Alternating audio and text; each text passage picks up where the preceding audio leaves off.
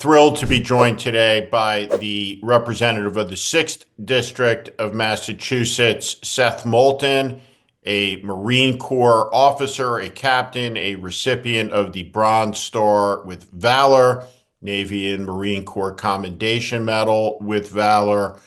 Seth, welcome. Good to be here. Good to be here. I never talk about my awards. Not something I feel comfortable discussing. There are a lot of Marines I served with who never really got recognized for what they do. But thank you for having me.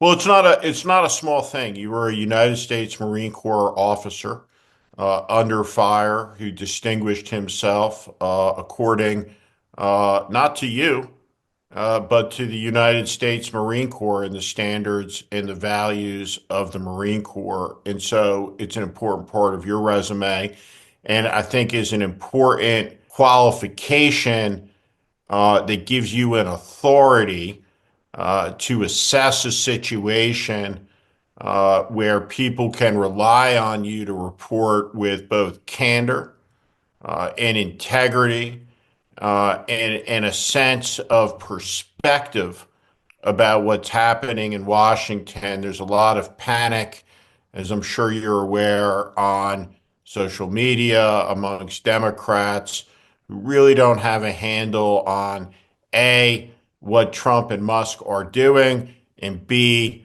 what Democrats are doing in response to oppose whatever it is that they are doing on the assumption that they're up to no good, which the evidence would suggest. So, what is happening for the people that are going to hear what is happening?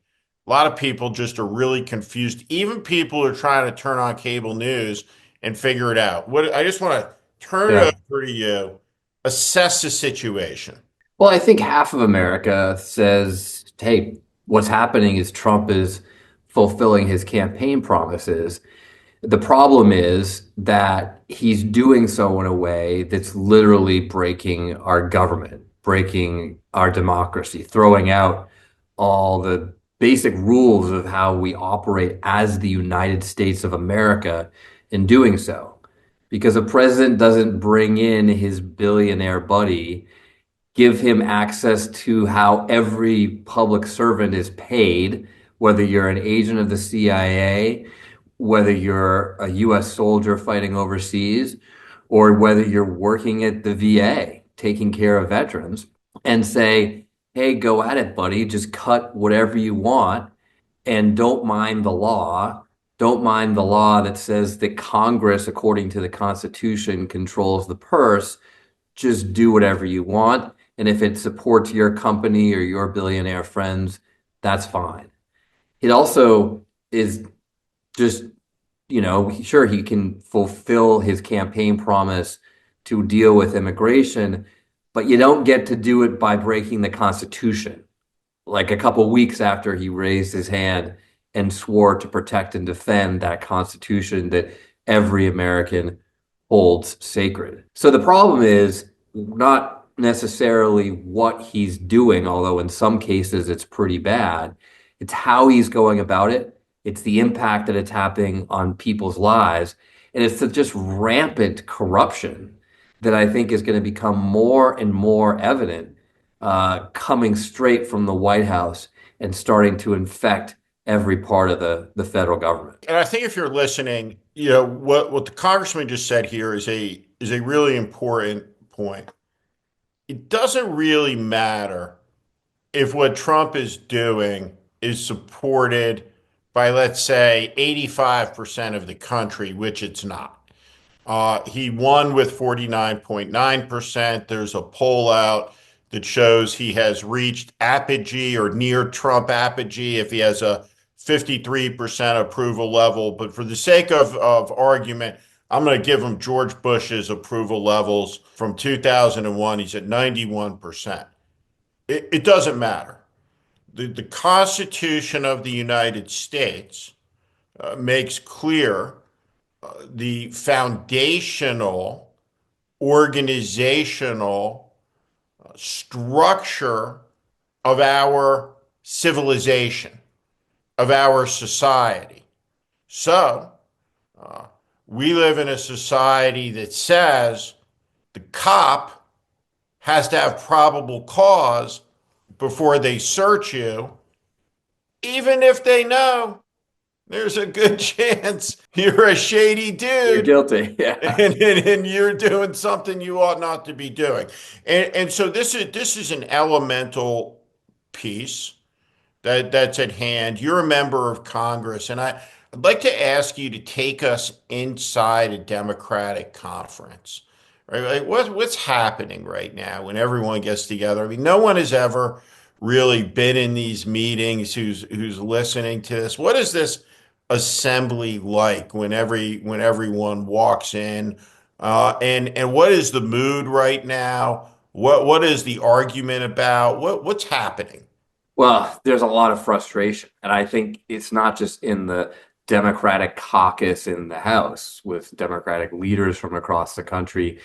It's Democrats on the street who are like, what the hell is going on here? And what are you doing to stop it? What can I do to help stop this? So there's a lot of uncertainty in the party. We feel a bit rudderless, a bit leaderless. And there's one group of people who say, hey, we need to be marching in the streets, objecting to everything Trump does. There's another group that says, hey, we tried that back in 2016. It didn't get us very far. We've actually got to be more strategic about this. But being strategic takes leadership and ideas. And I think that we're working on what that exactly looks like. But frankly, Steve, we're a little bit slow. We're a little bit slow to the plate here.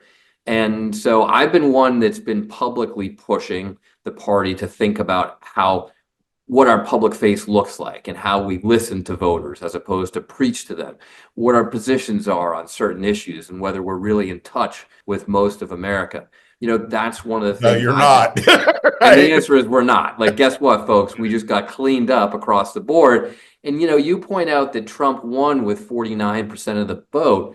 There are some Democrats who are real apologists and say, hey, we don't need to change anything because we barely lost. We lost the Senate by a little bit. We're pretty close in the House. And, we had a tough election, but Trump was able to win by a smaller popular vote margin than I think since Nixon in 1968. But let's step back and put this in perspective. I mean, we were running against a convicted felon for the first time in American history. We were running against a Republican Party that's completely divided amongst itself, right? There's like a civil war going on in the Republican Party between the Trumpers, between everyone else. I mean, everyone's got to be a Trumper now, I guess. But in the election cycle across the country, you saw this playing out on everything from school boards to gubernatorial primaries and everything else. So the point is, this should have been an easy election for us to win. It should have been a walk in the park from, local dog officer up to president of the United States. And yet we literally have not a single lever of power in Washington today. So Democrats have to look ourselves in the mirror, say, how have we lost touch with so many Americans? And what can we do differently to turn it around? And you know what? I think there's a lot of good stuff we can do to turn it around. And that's exactly what I'm working on. So right now, I think there's two exigent questions. So I agree with you. This is a political failure of profound dimensions. Democrats really haven't gotten their heads around it yet, but will over the next 2 years when the extent of the damage wrought by the loss comes fully due.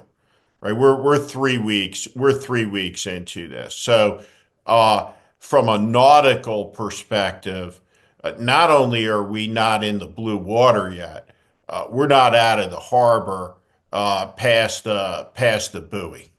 So it's just beginning. And the question of a party chairman says, well, we're going to have an autopsy uh, and look at some things. I can tell you right now, in under 2 minutes, why the Democratic Party lost. But that doesn't arrest right now the issue, which is the marauding through the government. And I looked at the newspapers and you see both Schumer and Jeffries being quoted, and you see this tactic playing out where the journalist is asked, 10 different Democrats, 10 different answers. The 10 different answers are demonstrative of the fact there's no strategy, right? There's 10 different people, 10 different directions on the circle of life. And so right now, the only thing Democrats can do, if you look at this strategically, your fighting line is on the spending bills, where Donald Trump does not have the votes. I'm reading in the newspapers, Jeffries and Schumer refuse to attach Democratic votes to the Musk issue, the Musk situation.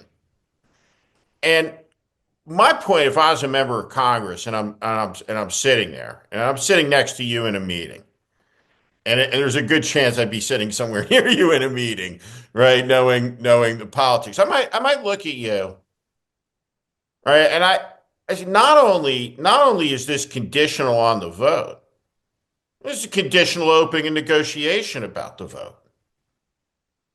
Big Balls is out of the State Department before we discuss a vote about keeping the government open. I think this is the problem that Democrats have, which is it's the French fleet. And Churchill, when the Germans took France, had an issue, and the issue was what to do with the French Navy that the Germans had captured.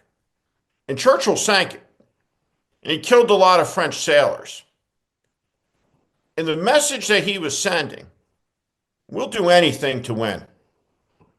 And I think the question Democrats have to answer is, will we do anything to defend the government, meaning government of the people, by the people, for the people, not a government program? Those are different things. And on the defensive government, right now, I think the question for Democrats is, are they willing to shut down the government, really almost to put it into a coma, to prevent Trump from wrecking it over the next 2 years? Because Trump needs the funding to continue the wrecking.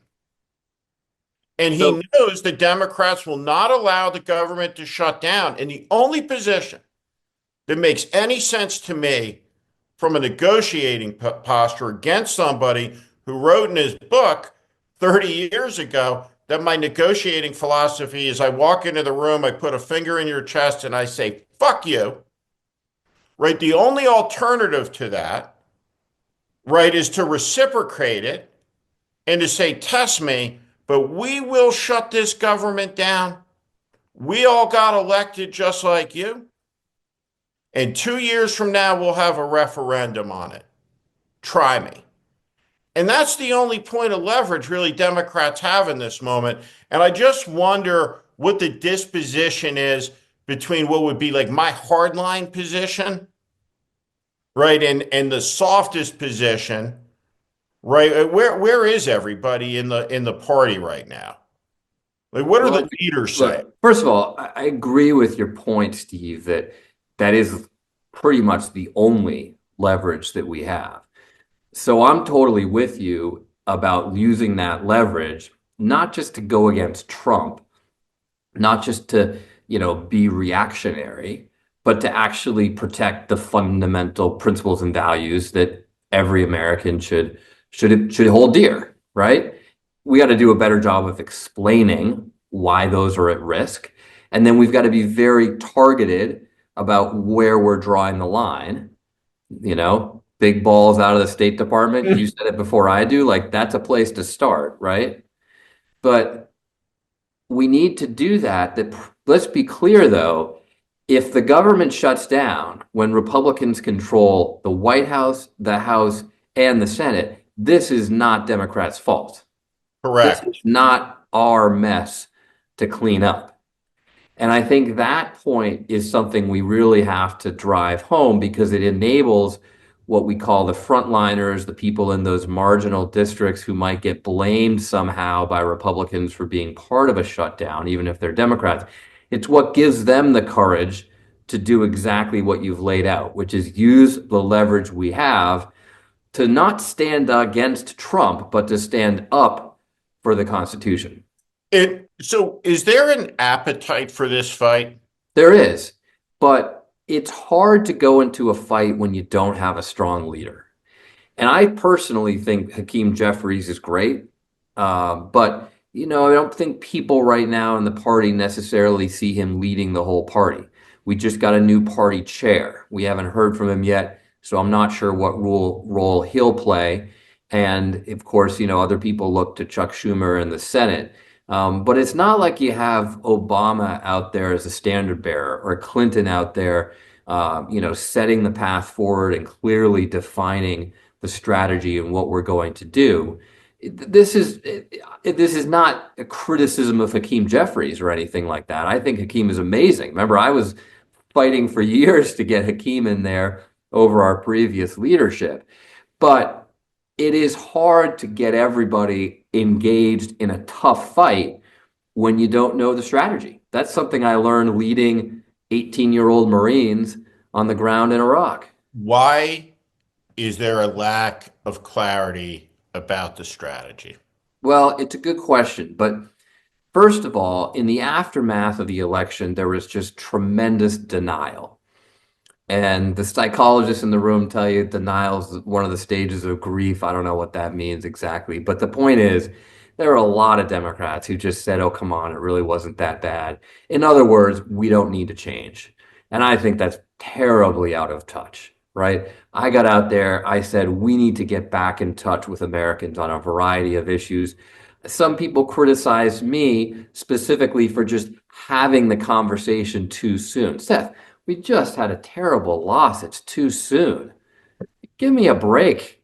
We got to be geared up for January, I would say. That was the answer I gave back in November, but clearly we didn't do it. We're not geared up for January. It's already February and we're struggling to find the strategy. So there was a lot of denial. And then there's this question that fundamentally goes through our party all the time, which is the problem that we didn't fire up the base and we need to be more progressive, or is the problem that we are out of touch with the middle? Look, I think it's pretty clear that you fire up the base with a winning strategy, and the winning strategy is to appeal to more Americans, to be a majority party. I got criticized for saying, we should open up the question of transgender women in sports, which is something that 80% of Americans agree with. And yet I got Curran, failed. you weren't criticized. You were shouted down Well, they by tried to a cancel me. Yeah. virulent mob that is as venomous as the Trump mob, right? That's blue MAGA. I don't know if you And can they're say out of that touch out. because you can't be a majority party No. if you have a litmus test that only 20% of America agrees with. And that's the problem. I mean, the worst was people who came up to me and said, I don't care that have literally an unimpeachable, like perfect record supporting gay rights. I don't care that you have been a proud Democrat for a long time. I don't care that you've done more than almost anybody in the House to get other Democrats elected through my Serve America program, helping veterans get elected. We were more than 50% of the seats that Democrats flipped the last time we took back the House 2 years into the first Trump term. I don't care about any of that. If you don't agree with me on this one particular issue, on this very narrowly defined left-wing view of this one particular issue, they said to me, Seth, you're not a Democrat. Like, so if you're losing me, like, how are you going to possibly get any independence? How are Yeah. you possibly going to get this amazing group of former Republicans who just don't like Trump, who should form a supermajority for us or help us make a supermajority? How are you going to get any of them when you're telling Seth Moulton you're not a real Democrat because you don't believe on this like particular issue?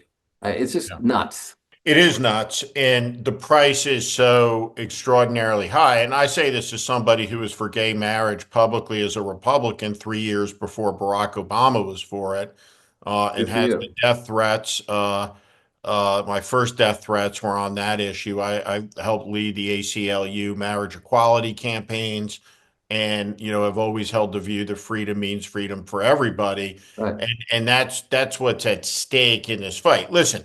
Congressman, when you talk to your colleagues, right, this is very simple.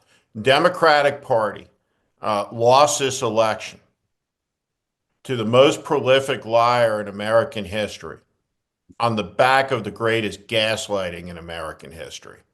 It lost the election, the party of Franklin Roosevelt and John Kennedy to Donald Trump, lost the election on questions of honesty, about Biden's fundamental fitness, about the economy, which Democrats called Bidenomics and said was the best ever, and compared Biden to FDR. They lost the election on questions about honesty around the border. And the border, the economy, and Biden's fitness lost an election on honesty because the great sin in American life is hypocrisy. And the one thing that Donald Trump is not is a hypocrite because he is overt about what he is. And Well, what he is our great national philosopher of fuck youism. And a lot of people, right, deserve an FU, and the American people delivered one to them.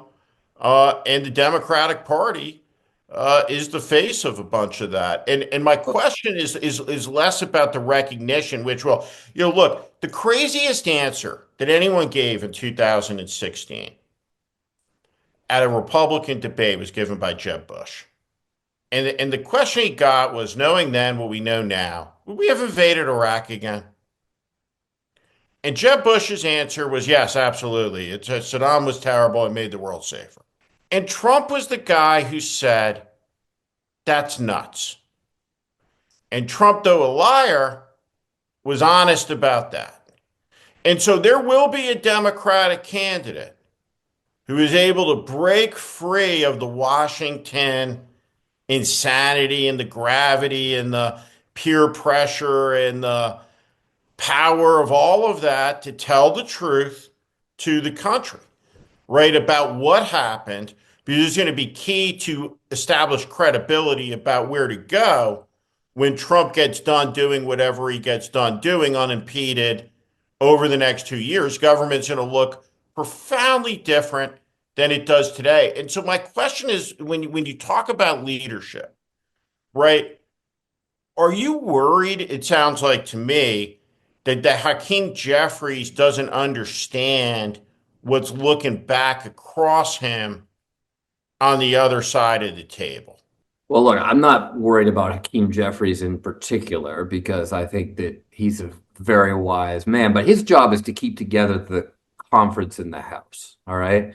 And what you're really talking about is who are the leaders or what is the style of leadership that's going to take Democrats forward. And I think you've hit on a really important point, which is you talked about hypocrisy. You talked about the hypocrisy among Democrats when we're up there preaching that, hey, that guy's a liar, but we can't be honest about immigration.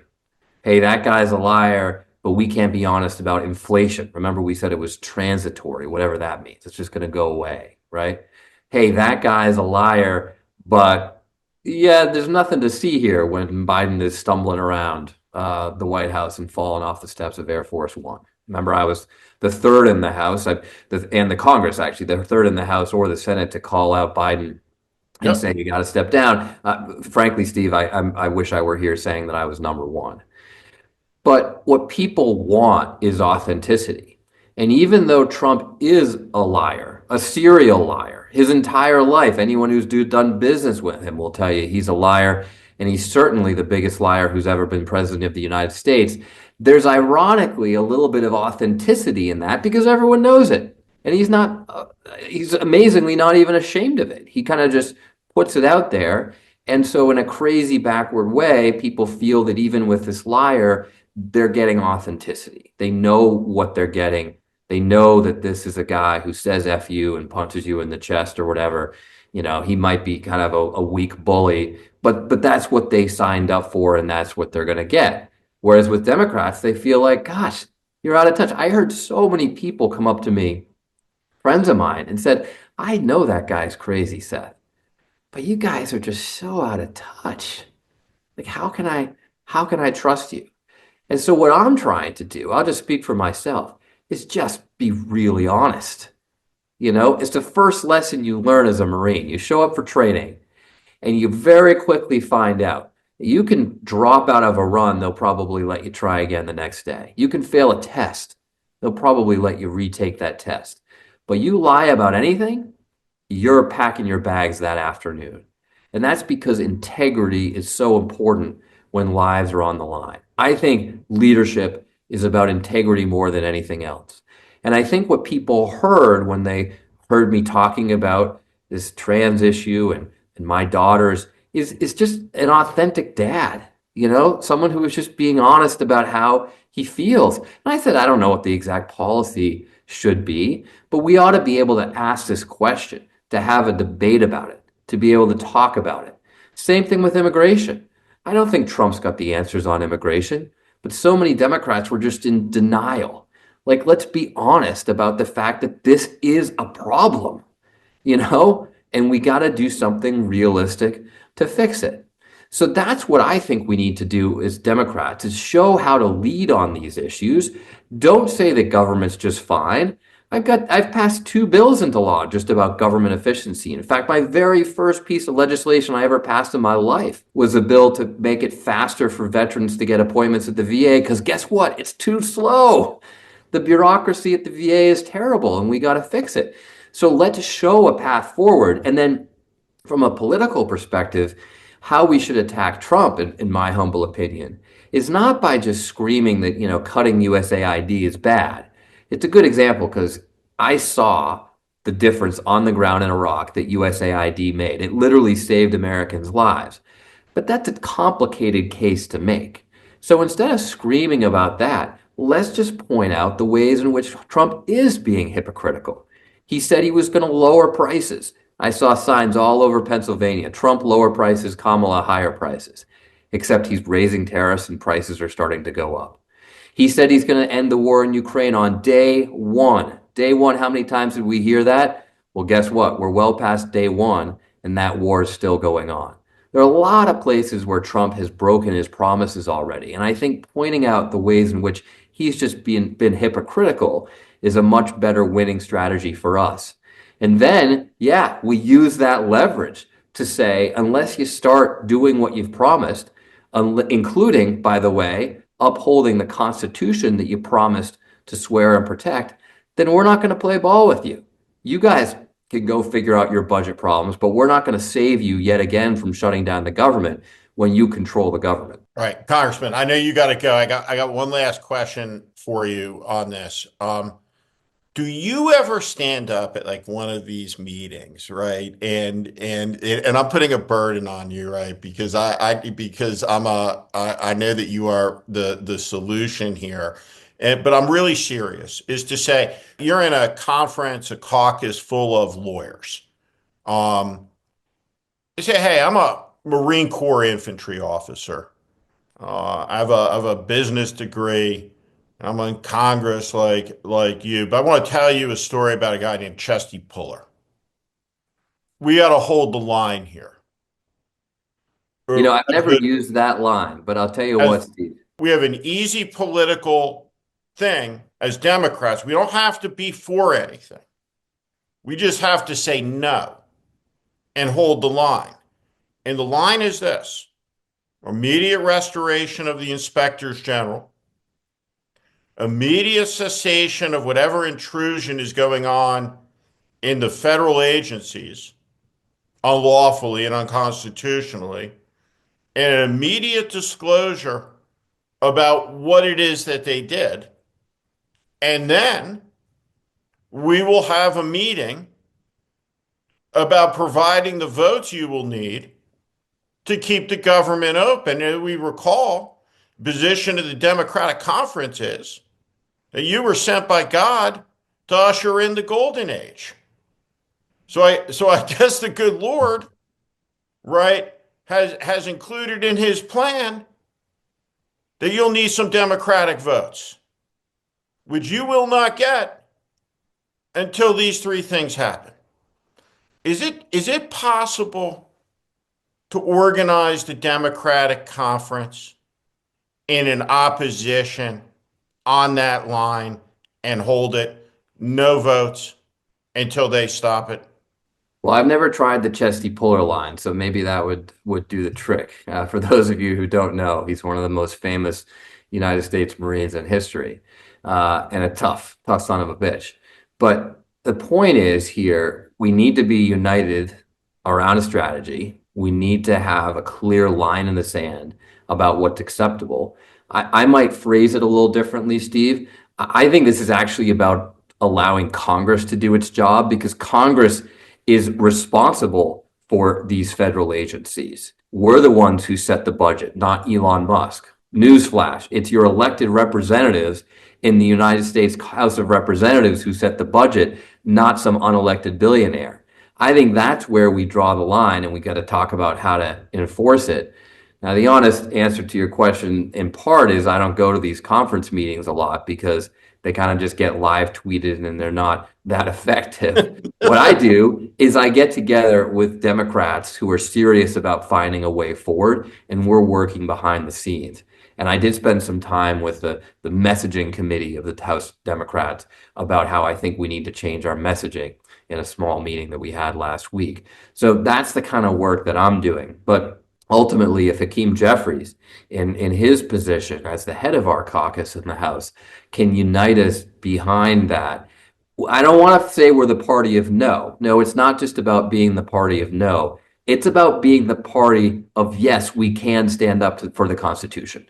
We can do the right thing in the face of of what is truly un-American, unpatriotic behavior by the commander in chief and his billionaire buddy. I want to say one last thing on this, and to give you for you to give some consideration to this point, because there's a genetic disposition amongst Democrats, right? An aversion to the word no, which is a powerful word and a word that requires agency.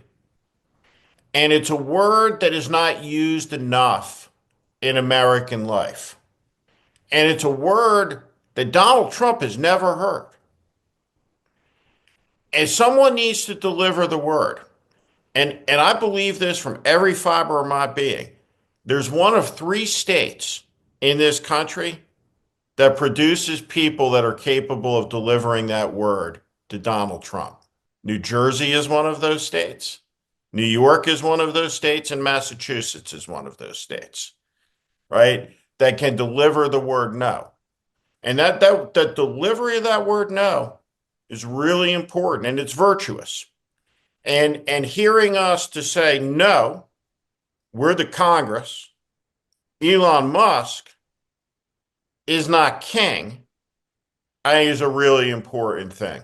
I take your point, Steve. I do take your point, and it's an interesting way to think about it because you're right. That's sort of a taboo word in politics, but there are a lot of taboos that are being broken right now, and maybe this is what we need to do. Everyone, I just want to say this is one of the very best members of Congress in the country. Is that it's easy to be cynical about politics, but politics at the highest level is a contest between idealism and cynicism. So you got to know who the idealists are. You got to cheer for them. This guy is one of them. Support them, follow them, look them up. Seth Moulton, a member of Congress, the 6th District of Massachusetts, one of the leaders of the future of the Democratic Party. And there will be a moment when there is a Democratic president that raises their hand on the west steps of the Capitol again, and this era ends. And it's going to end when enough Americans hear the message of what people like Seth Moulton are saying, and members of Congress like Seth Moulton are able to pry loose the grip of people in the Democratic Party who combine delusion and arrogance and entitlement and losing to Donald Trump as their calling card. So I appreciate very much, Congressman, your time today, your service, both to the country and the Marine Corps and in the Congress, and for your willingness to keep fighting the good fight. Thank you, sir. Steve, thanks for having me. That's overly flattering, but it's an honor to be on here with someone who's been a principled fighter himself for a long time. So thank you for your leadership and thanks for the discussion. This was fun. Good to see you. Thanks, Take Congressman. care. I'm Steve Schmidt.